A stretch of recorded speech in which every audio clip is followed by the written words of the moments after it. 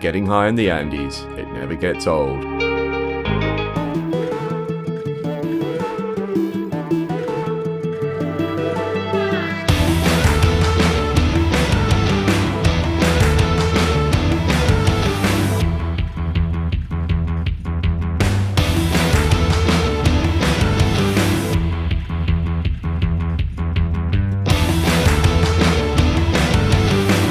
In this episode, I hit the high altitude trails to take in the grandeur of the Hermoso Valley before dropping back down to rejoin Ruta 40 towards Mendoza. It's then west again towards Aconcagua, the tallest mountain outside Asia, before returning to Uspallata and calling it a day.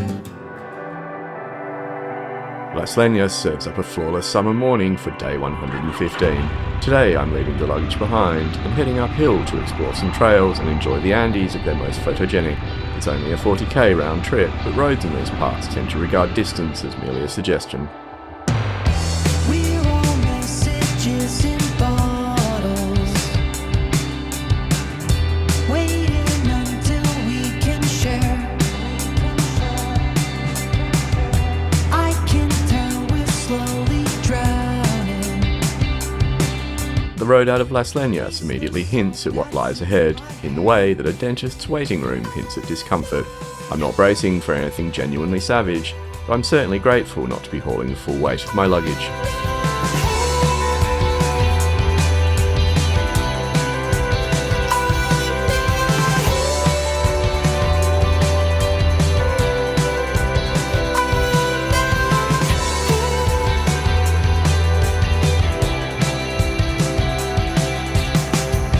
I'm not sleeping until you've gone. Time can trace us through our tracks. Freeze the moments that you want to. Revisit when we come back. To be honest, I wasn't quite sure what to expect, but the presence of organised tour groups suggests this isn't going to be an off-road ordeal worthy of a Dakar memoir. Where they're headed, however, remains a mystery. Hikers, perhaps, or people who've simply made better life choices.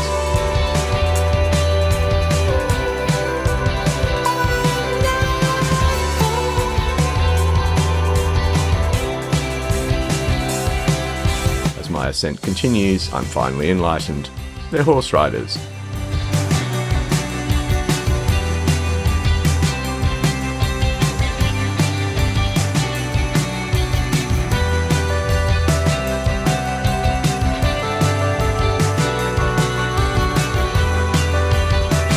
Meanwhile, it's more puddle jumping for me.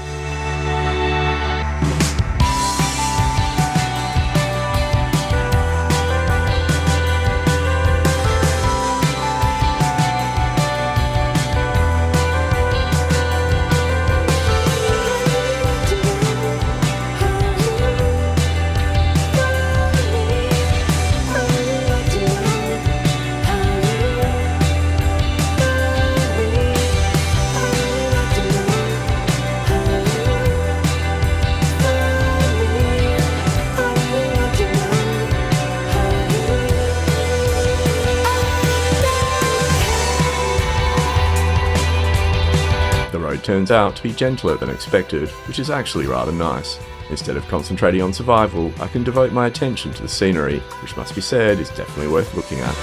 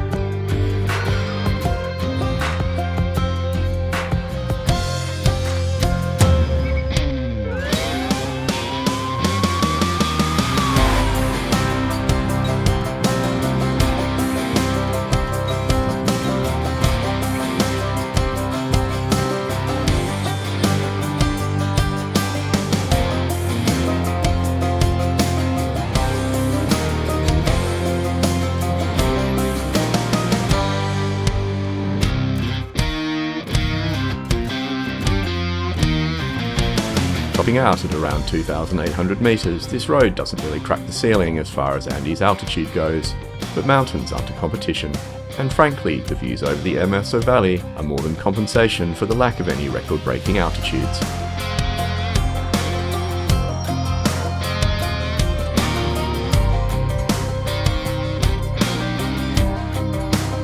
Beautiful though it is, getting here has taken longer than anticipated, so it's time to turn around.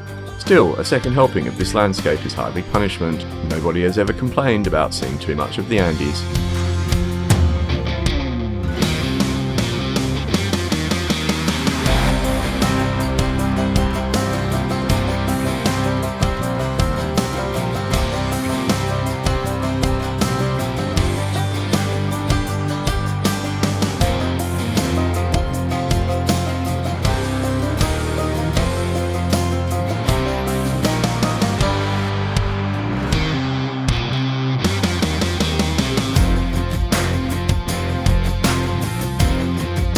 The riders and their horses are relaxed and cheerful, which might come as something of a surprise to anyone familiar with the certain type of equine rider you can encounter on British green lanes. Perhaps fresh air and sunshine really do go a long way. Meanwhile, the scenery, viewed in reverse, remains entirely magnificent.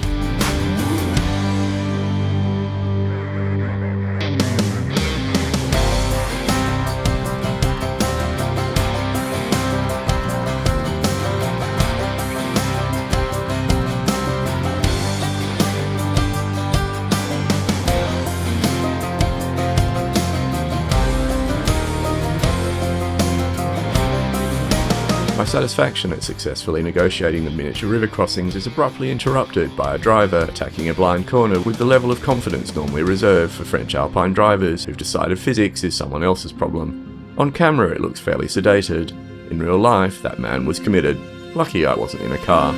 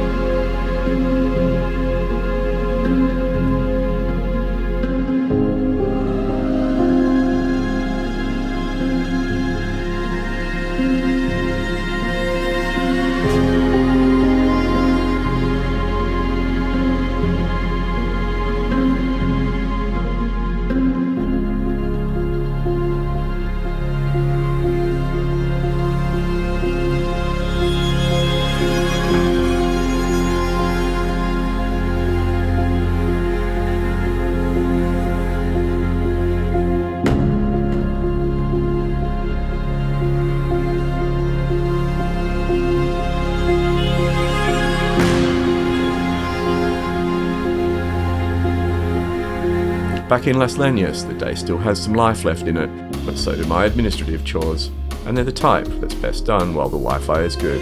And so, rather anticlimactically, that's it for today. Day 116.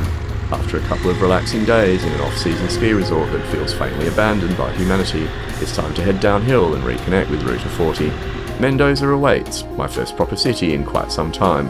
It's a little over 340 k's away, and by all accounts, a place with genuine options for food and air conditioning.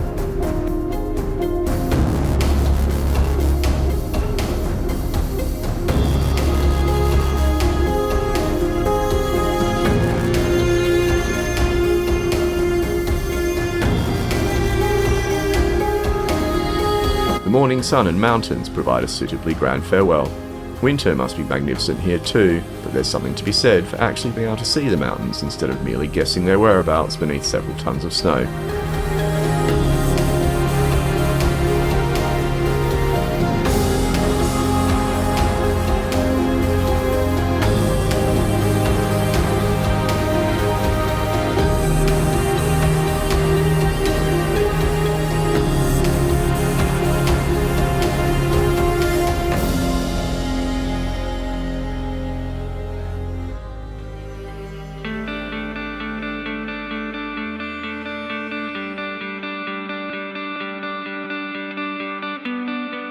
Before the mountains release me entirely, there's one stop I want to make. Pozo de Las Ánimas, or the Well of Souls, looks for all the world like a meteor crater, the kind of thing that would have Hollywood reaching for its disaster movie checklist. In fact, it's a sinkhole, which is geologically more mundane, but no less spectacular for it. The scale impresses, and the name alone does considerable work.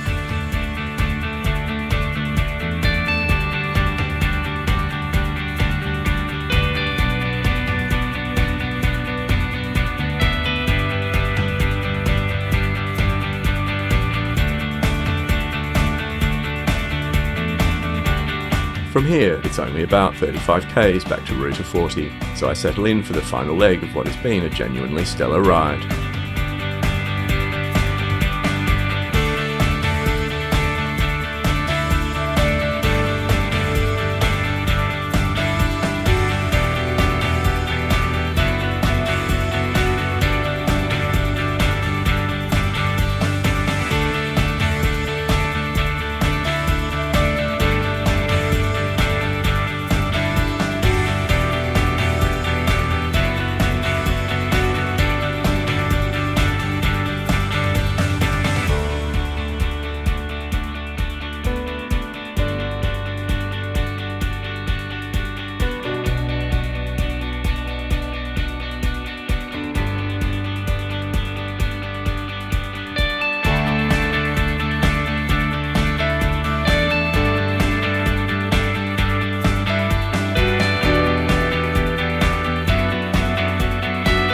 On Ruta 40, there's a straightforward 295 k's to Mendoza, all on fresh tarmac, and in South America, this qualifies as luxury travel.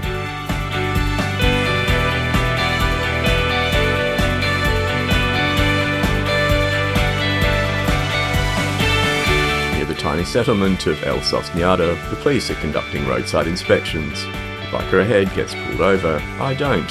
Why? I have absolutely no idea. I've learned not to interrogate good fortune.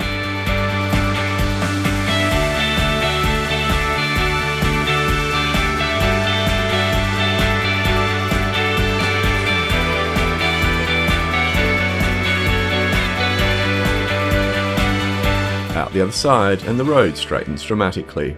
With cruise control engaged and a decent pavement beneath me, there's little to do except enjoy the vast landscape and admire Volcan Diamante keeping watch on the horizon.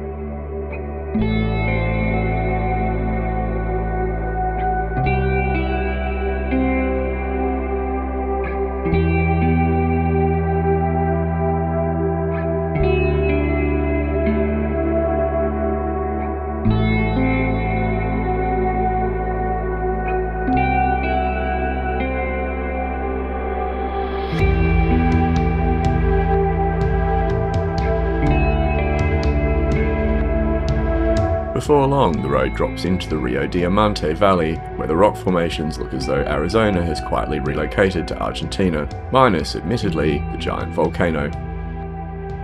A brief climb follows before descending into an even grander valley carved around the Arroyo La Fa. The stream itself appears far too modest for the job, until you remember there's a rather large dam upstream, holding back the river which did the original heavy lifting.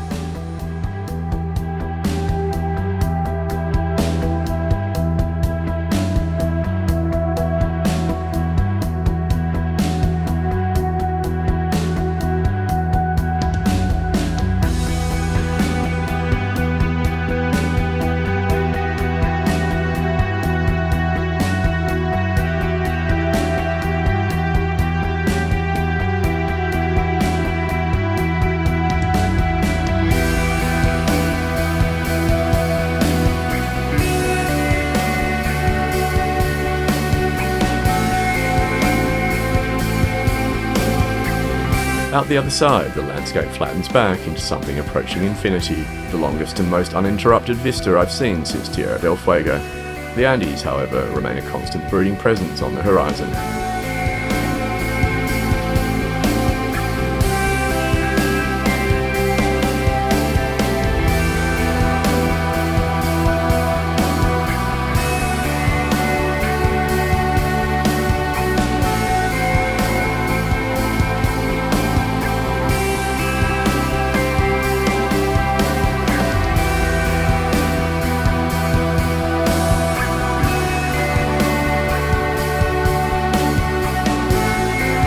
A desert checkpoint signals the outer rim of Mendoza. Soon, Ruta 40 changes character yet again, trading lonely horizons for multi-lane highways. Such are the compromises required when approaching a city of more than 1 million people. It's the inevitable price of civilization.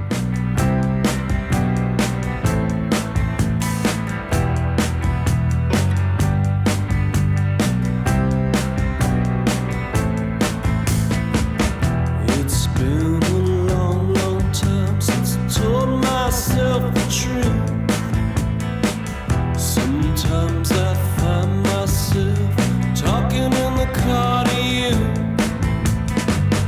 I miss the sounds of the city and sugar. Mendoza enjoys an enviable reputation as a place to linger, so I'm planning a couple of days off. The idea is to spend time doing exactly two things: testing the efficacy of the air conditioning and investigating whether the local food is worth all the hype. On a hill, Day 119. After a pleasant break, I'm rested, cool, and in possession of both clean clothes and a clean motorcycle, a combination so rare it deserves official recognition.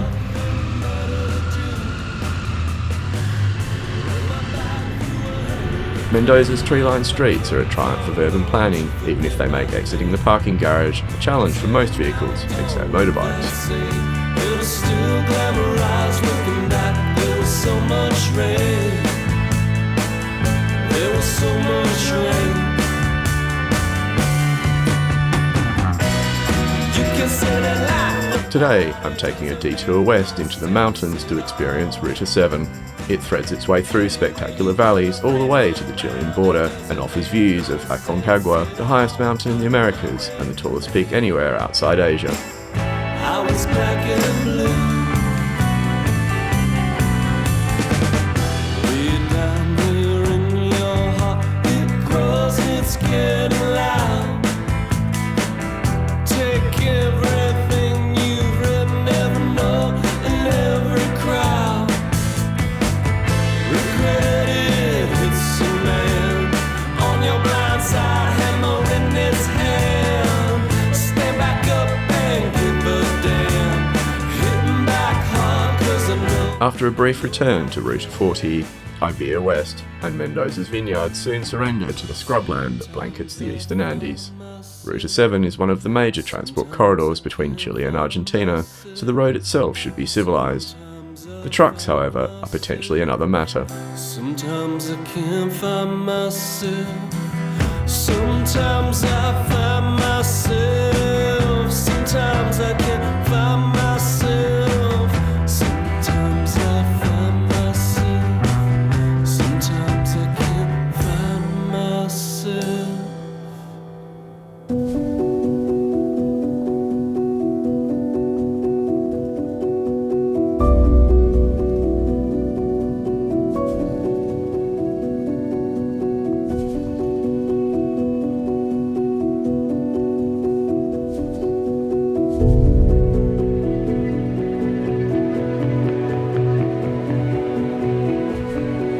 Any temptation to treat these curves like a racetrack is dampened by the police car that has quietly taken up residence behind me. Nevertheless, the ride remains excellent.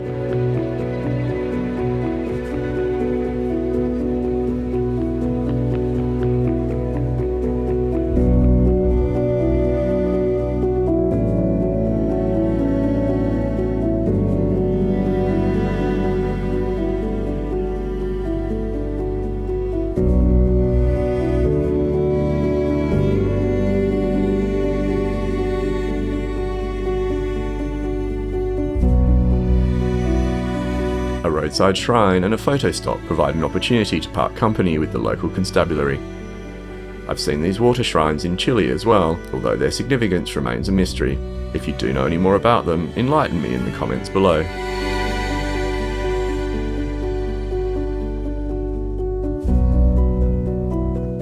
Back on the road, the foothills are now visibly stepping aside for the serious mountains, and the traffic mercifully has the good manners to stay thin.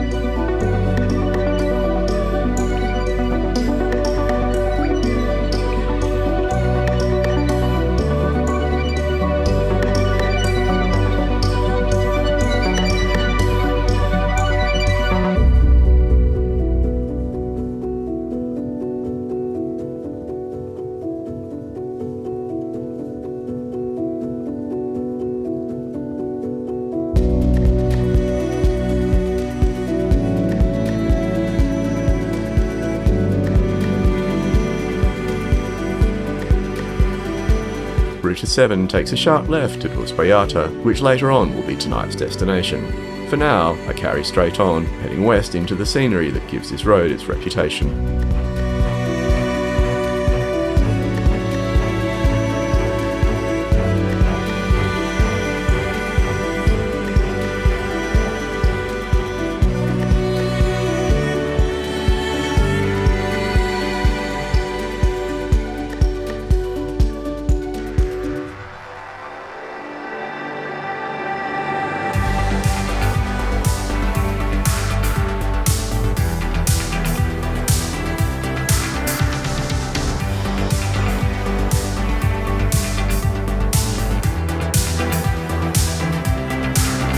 For a major international route, traffic is remarkably light on this road, which suits me perfectly because the landscape is operating at a level that deserves full attention.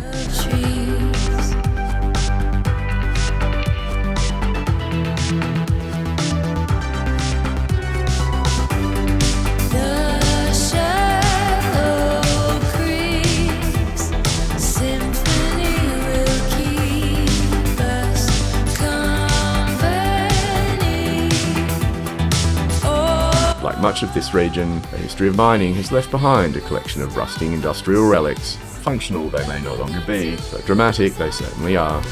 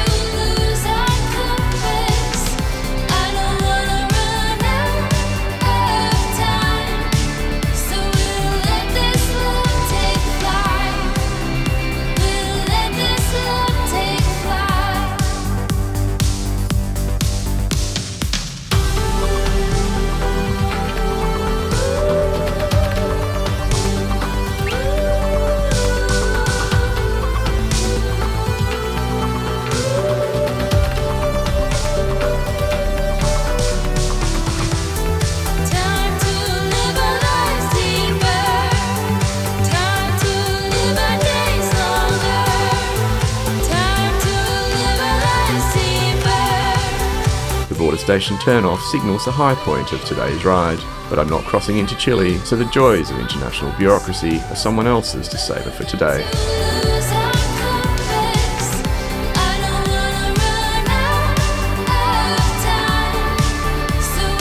The mountains here are impressive without being immediately theatrical, which is how it goes until you remember you're already standing at 2,900 metres. The snow-capped giant in the background is Aconcagua, towering above everything else. Just down the road is Chile, and way back in episode 12 I was on the other side, navigating the famous Caracoles curves. After a short break, it's time to head back towards Uspallata, and retracing your steps is far easier when those steps happen to pass through scenery of this calibre.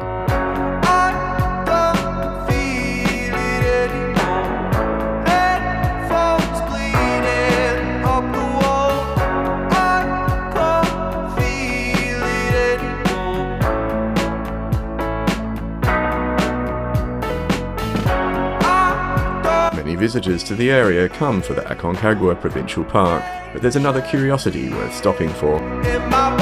Puente del Inca, or the Inca Bridge, is a remarkable natural formation created by the area's geothermal activity. But the building perched on top, however, is left over from a 20th century spa hotel, which I suspect has seen better days. Back on the road, it's 70 k's of downhill to Uspallata, a pleasant end to the day's exertion.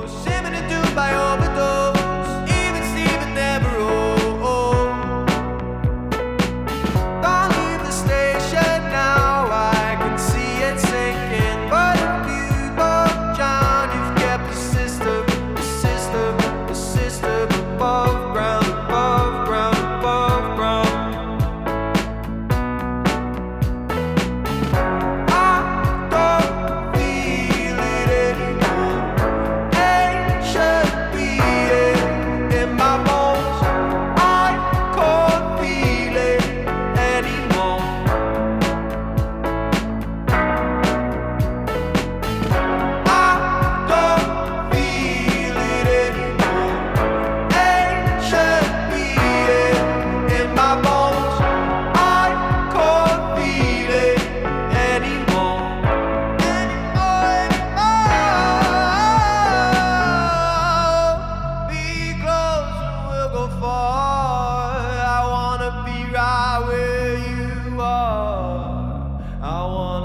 get her, I wanna get her, I wanna get her, I wanna get her, feel it